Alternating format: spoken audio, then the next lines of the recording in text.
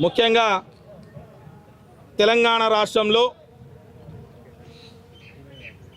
2024వ సంవత్సరం నుంచి ఏదైతే గౌరవ రాష్ట్ర ముఖ్యమంత్రి రేవంత్ రెడ్డి గారు ముఖ్యమంత్రి అయిన తర్వాత తెలంగాణ రాష్ట్రంలో లంబాడీల పరిస్థితి, గిరిజనుల పరిస్థితి, గిరిజన అధికారుల పరిస్థితి, గిరిజన జీవితాలలో ఏదైతే కాంగ్రెస్ పార్టీ గెలుపులో అత్యంత కీలక పాత్ర పోషించిన లంబాడీ జాతి రాష్ట్ర ముఖ్యమంత్రి గారే పదుల సార్లు చెప్పిండు. ఈరోజు లంబాడీల వల్లనే కాంగ్రెస్ ప్రభుత్వం అధికారంలోకి వచ్చింది, లంబాడీల వల్లనే నేను ముఖ్యమంత్రి అయ్యాను. కొడంగల్ నియోజకవర్గంలో కూడా దాదాపు 50,000 మంది నాకే ఓటేశారని చెప్పేసి గొప్పగా మాట్లాడినటువంటి ముఖ్యమంత్రి రేవంత్ రెడ్డి గారు ఈ మధ్యకాలంలో లంబాడీలపైన, లంబాడీ అధికారులపైన జరుగుతున్నటువంటి దాడుల గురించి ఈరోజు మేము తెలంగాణ లంబాడీల ఆత్మగౌరవ వేదిక, OUJAC, tribal joint action committee, వివిధ గిరిజన విద్యార్థి సంఘాల తరపున రాష్ట్ర ముఖ్యమంత్రి గారికి విన్నవించదలుచుకున్నాం. ముఖ్యమంత్రి గారు, మీరు అధికారంలో రావడానికి మేము ఎంతగానో ఉపయోగపడ్డాం. మరి మీరు వచ్చినప్పటి నుంచే లంబాడీలను ఎందుకు టార్గెట్ చేస్తూ ఉన్నారు? లంబాడీ అధికారులను ఎందుకు టార్గెట్ చేస్తూ ఉన్నారు? మేము అవినీతికి దూరం కాదు, అవినీతికి వెనక వేసుకొస్తలేము.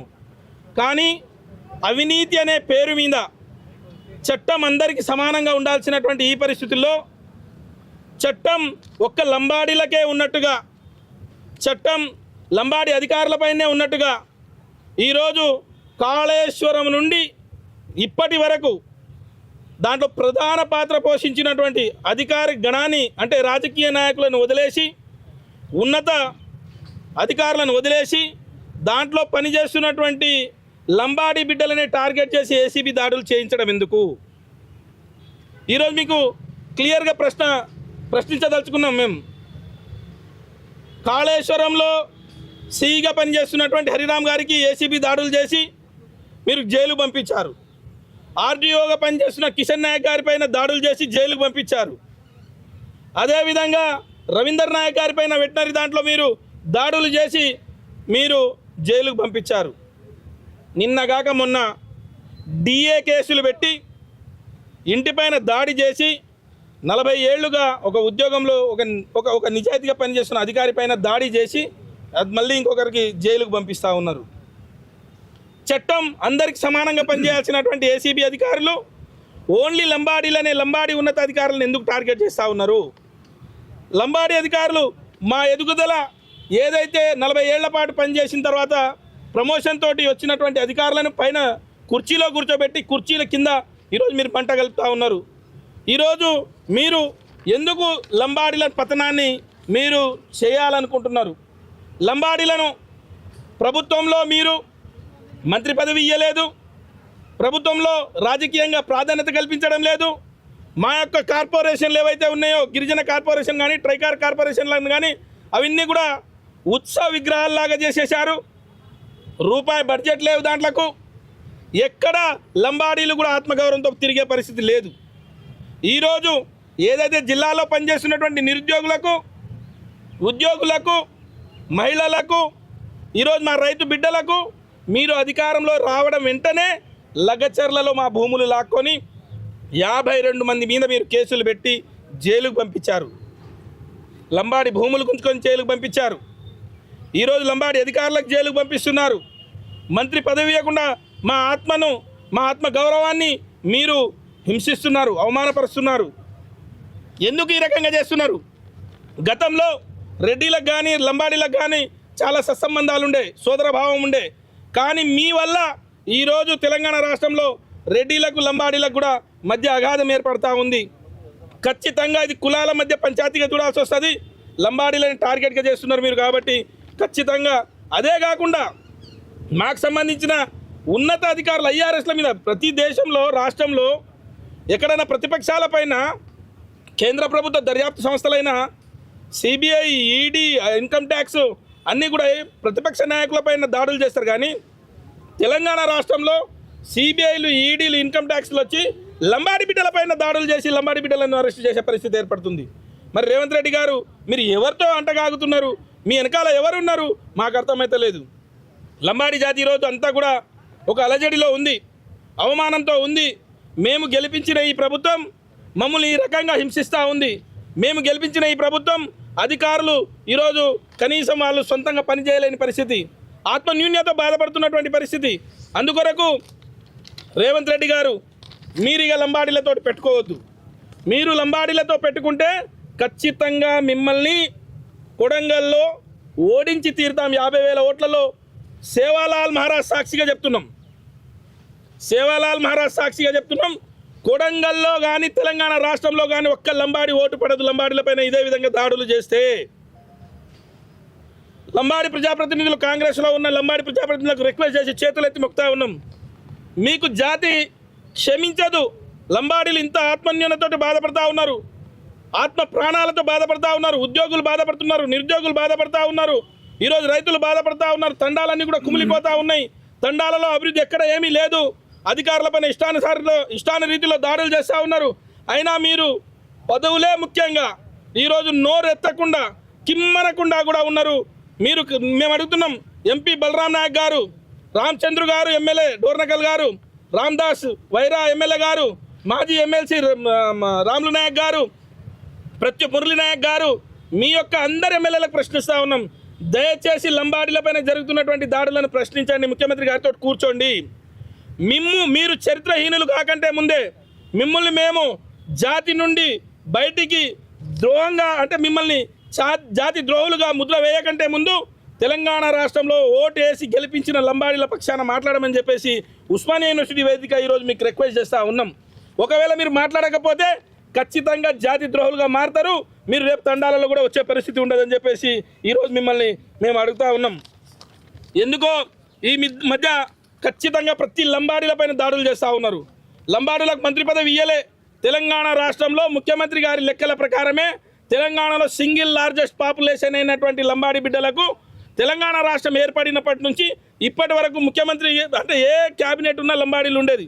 ఈ రోజు వరకు లంబాడీ మంత్రి పదవి ఎందుకు లేదు? లంబాడీ కార్పొరేషన్లకు ఎందుకు పదవులు ఇస్తలేవు? కార్పొరేషన్లకు సంత్ సేవాలాల్ మహారాజ్ కార్పొరేషన్ ఏమైంది? చేవెళ్ళ SC/ST డిక్లరేషన్ ఏమైంది? ఈరోజు ప్రతి తాండా, ప్రతి యువకుడు, ప్రతి మేధావి, ప్రతి ఉద్యోగి, ప్రతి ఈ సంఘజీవులైనటువంటి ఈ బుద్ధిజీవులైనటువంటి వాళ్ళు అడుగుతున్నటువంటి ప్రశ్న, దీనికి మీరు ఖచ్చితంగా సమాధానం చెప్పి తీరాల్సిందే. లంబాడీలపై ఇకనైనా రాష్ట్ర ముఖ్యమంత్రి గారికి విన్నవించుకుంటున్నాం, రిక్వెస్ట్ చేస్తూ ఉన్నాం. మేము అవినీతి చేసే అధికారులకు మీరు దాడులు చేసి ఎవరైనా రెడ్ హ్యాండెడ్గా పడితే పట్టుకోండి, వాళ్ళని జైలు పంపించండి, మాకు ఎలాంటి అభ్యంతరం లేదు. కానీ లంబాడీలనే టార్గెట్ చేసి ఇంట్లపైన దాడులు చేసి ఇంట్లలో వందల సంవత్సరాలుగా మేము కాపాడుకున్నటువంటి భూము, తాతల నుంచి ముత్తాతల నుంచి వస్తున్న భూములు కూడా ఇప్పుడే సంపాదించినట్టు, ఏదైతే మా ఆడబిడ్డలు వేసుకున్నటువంటి బంగారం కూడా అవినీతితో తీసుకున్నట్టు మీరు ముద్ర వేసే ప్రయత్నం చేస్తూ ఉన్నారు. ఇది మంచి పద్ధతి కాదు అని చెప్పేసి రాష్ట్ర ముఖ్యమంత్రి గారికి తెలియజేస్తున్నాం. అదేవిధంగా ఒక్క లంబాడీ అధికారులపైన దాడులు ఎందుకు? DA దాడులు అందరి మీద ఎందుకు చేయట్లేదు? నా దగ్గర 15-20 మంది IASల చిట్టా ఉంది, IPSల చిట్టా ఉంది, IFSల చిట్టా ఉంది, ఉన్నత అధికారుల చిట్టా ఉంది, దానిపైన దాడులు చేస్తావా ముఖ్యమంత్రి గారు అని చెప్పేసి మేము ప్రశ్నిస్తూ ఉన్నాం. మేము ఇవ్వడానికి సిద్ధంగా ఉన్నాం. అవినీతి చేస్తూ ఉన్నారు, మీ సొంత బంధువులు కూడా అవినీతి చేస్తూ ఉన్నారు. ముఖ్యమంత్రి గారి బంధువులు అధికారంలో ఉన్నటువంటి వాళ్ళు పదవులలో ఉన్నటువంటి వారు కూడా అవినీతితో ఉన్నారు. వాళ్ళపైన ఎందుకు దాడి చేయవు ముఖ్యమంత్రి గారు అని చెప్పేసి రిక్వెస్ట్ చేస్తూ ఉన్నాం.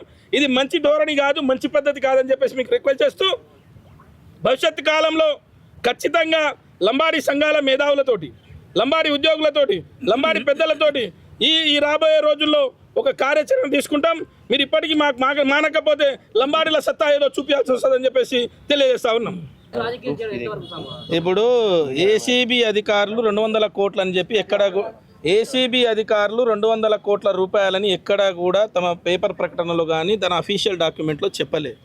కావాలని చెప్పేసి కొంతమంది మీడియా ప్రతినిధులు, లేకపోతే కావాలని చెప్పేసి లంబాడీ సామాజిక వర్గం పైన టార్గెటెడ్గా మార్కెట్లో దానికి క్లియర్గా మార్కెట్లో 17 కోట్ల రూపాయలు దానికి ఉంటుందని చెప్పేసి ACB క్లియర్గా చెప్పింది. 17 కోట్ల రూపాయలు మార్కెట్లో ఉంటుంది దీని విలువ అని చెప్పేసి. ఆయన 40 ఏళ్లుగా పనిచేస్తున్నటువంటి ఒక ఉన్నత అధికారి, కింద AE నుంచి స్టార్ట్ అయిన జీవితం ENC వరకు పోయారు. వాళ్ళ ఇద్దరు కొడుకులు వాళ్ళ బిడ్డలకు సంబంధించి US లో పనిచేస్తూ ఉన్నారు. వాళ్ళకి సంబంధించినటువంటి ఆ ఇంటికి పెద్ద దిక్కు ఆయన్నే. లంబాడీ జాతికి సంబంధించి భూమికి మాకున్నటువంటి అన్యోన్య సంబంధం ఎట్లా ఉంటుందంటే తాతల తరాలుగా వస్తున్నటువంటి ఆస్తి ఉంటుంది. అక్కడ ఇంట్లో ఉన్నటువంటి ప్లేటు, గ్లాసు, భూమి, ప్లాటు, ఇల్లు, తాండాలో ఉన్న ఇల్లు మొత్తము తీసుకొచ్చి 17 కోట్ల రూపాయల ఆస్తి అంటున్నారు. నేను ఒకటి ప్రశ్న అడగదలుచుకున్నా. ఈరోజు మామూలుగా ఉన్నటువంటి సర్పంచులు, ఎంపీటీసీలు, జడ్పీటీసీలు కానీ లేకపోతే మామూలుగా అటెండర్గా పనిచేసి సీఎంఓలో అటెండర్గా పనిచేస్తున్నటువంటి వాళ్ళ దగ్గర 100 కోట్ల రూపాయల ఆస్తులు ఉన్నప్పుడు ఒక తాతల తరాల నుంచి ఒక గొప్పగా నివసించి ఒక భూమితోటి బతుకున్నటువంటి ఆ కుటుంబంలో 15 కోట్ల రూపాయలు, 15 కోట్ల విలువైన పూర్తి స్థాయిలో అంటే ఇల్లు కావచ్చు, ఫ్లాట్ కావచ్చు, బంగారం కావచ్చు, ప్లేట్లు కావచ్చు, గ్లాసులు కావచ్చు, దేవుని ప్రతిమలు కావచ్చు, శివలాల్ మహారాజ్ ప్రతిమలు కావచ్చు, ఇవన్నిట్లను కలుపుకొని ఈరోజు మమ్మల్ని భజనాలు చేసే కుట్రనే తప్ప అవినీతి పరంగా ఆయనకు ఫలాని ఆయన అవినీతి ఇస్తుంటే డబ్బు తీసుకుంటుంటే దొరికినది ఎక్కడ లేదు. అవి డిఏ కేసులు ప్రత్యేకంగా కావాలని ఇంటిపైన దాడి చేసి ఆయనను అవమానపరచడానికి చేసినటువంటి కుట్ర మాత్రమే. ఎక్కడా కూడా ఏ అధికారి దగ్గర ఆయన లంచం అడగలే, ఏ కాంట్రాక్టర్ దగ్గర ఆయన లంచం అడగలే, ఏ వ్యక్తి దగ్గర ఆయన లంచం అడగలే, ఎవరితోటి రెడ్ హ్యాండెడ్గా దొరకలే. అయినా ఎందుకు ఈ కక్ష ధోరణి? అది 100 కోట్లని ఎట్లంటారు? దానికి ఏ రకంగా కోర్టు డిసైడ్ చేసింది అది 100 కోట్లని? ఏ అధికారి కూడా చెప్పలేదు. ఇది చాలా అవమానకరమైనటువంటి విషయం. అది 100 కోట్లు అనేది చాలా తప్పు. ఇప్పుడు ఏమైతుందంటే దాంట్లో ముఖ్యమంత్రి ఏదైతే మంత్రివర్యులకు పనిచేస్తున్నారు, కోమటిరెడ్డి డైరెక్ట్ చెప్తా ఉన్నాం, కోమటిరెడ్డి వెంకటరెడ్డి గారికి పనిచేస్తున్నటువంటి ఆ విభాగంలో పనిచేస్తున్నటువంటి ఈఎన్సీ మోహన్ నాయక్ గారు ముఖ్యమంత్రికి కోమటిరెడ్డికి పడకుండా ఈయనను బలి చేస్తూ ఉన్నారు. అదే రకంగా లంబాడీలు ఎప్పుడు కూడా చట్టం ప్రకారం పనిచేస్తామంటారు. ముఖ్యమంత్రి గారు వీళ్ళను నీవు చట్టం కాదు నేను చెప్పినట్టే చేయమని అంటున్నారు. చెప్పినట్టే వారు మాట వినకపోవడం వల్లనే వాళ్ళని జైలుకు పంపిస్తూ ఉన్నారు. అధికారంలో ఉన్నటువంటి వాళ్ళని అందరినీ లొంగ తీసుకున్నట్టుగా లంబాడీ అధికారులను కూడా లొంగ తీసుకోవడానికి ప్రయత్నం జరుగుతూ ఉంది. లంబాడీ అధికారులు చట్టం ప్రకారం పనిచేస్తామంటున్నారు. చట్టం ప్రకారం కాదు, రేవంత్ రెడ్డి చట్టం ప్రకారం పనిచేయమంటున్నారు. రేవంత్ రెడ్డి రాజ్యాంగం ప్రకారం పనిచేయమంటున్నారు. రేవంత్ రెడ్డి రాజ్యాంగం ప్రకారం పని చేస్తే వాళ్ళ పని చేయకపోతే వీళ్ళని జైల్లో పంపిస్తున్నాడు. ఏంటంటే రాజ్యాధికారం ముందు అధికారులను కూడా మొత్తానికి కూడా అన్యాయంగా వాళ్ళని ఇరికిస్తున్నారు. చట్ట ప్రకారంగా పనిచేయాల్సినటువంటి లంబాడీలను చట్ట ప్రకారం పనిచేయకుండా రాజకీయ ఒత్తిళ్లతోటి వాళ్ళ మాట వినకపోతే జైలు పంపిస్తూ ఉన్నారు. ఇది జరుగుతున్నటువంటి వ్యవస్థ. ఈ మీడియా సమావేశం నుంచి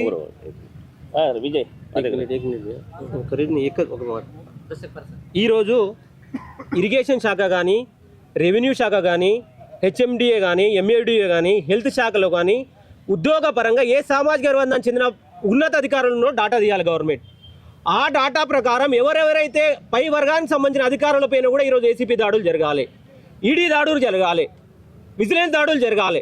ఆ అధికారులు కూడా ఈరోజు మార్కెట్ల బజార్లో రావాలి. ఎందుకు కక్షపూరితంగా చేస్తున్నారో గవర్నమెంట్, ముఖ్యమంత్రి గారు దీనిపైన సమాధానం చెప్పాలి. బ్రదర్, ఇప్పుడు ఇందాక మీరు ఎక్కడ పోయారా అన్న?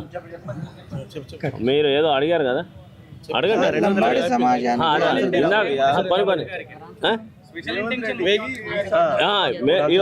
వినండి, ఇగో సమాజానికి మీకు వచ్చే డౌటే అందరికి వస్తుంది. మేము క్లియర్ కట్గా చెప్పినాం.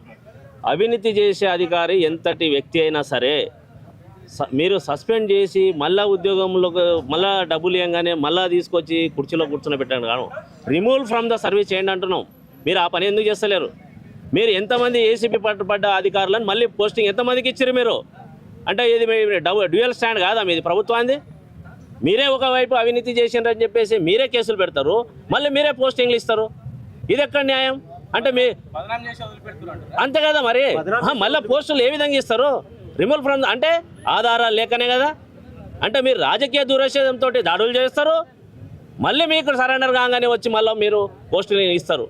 మేము ఒకటే అంటున్నాం, ఆదాయానికి మించి ఆస్తుల పేరు మీద మీరు దాడులు చేసిర్రు, కానీ లంచం తీసుకున్నప్పుడు మీరు పట్టుకొని చేయలేదు కేసు.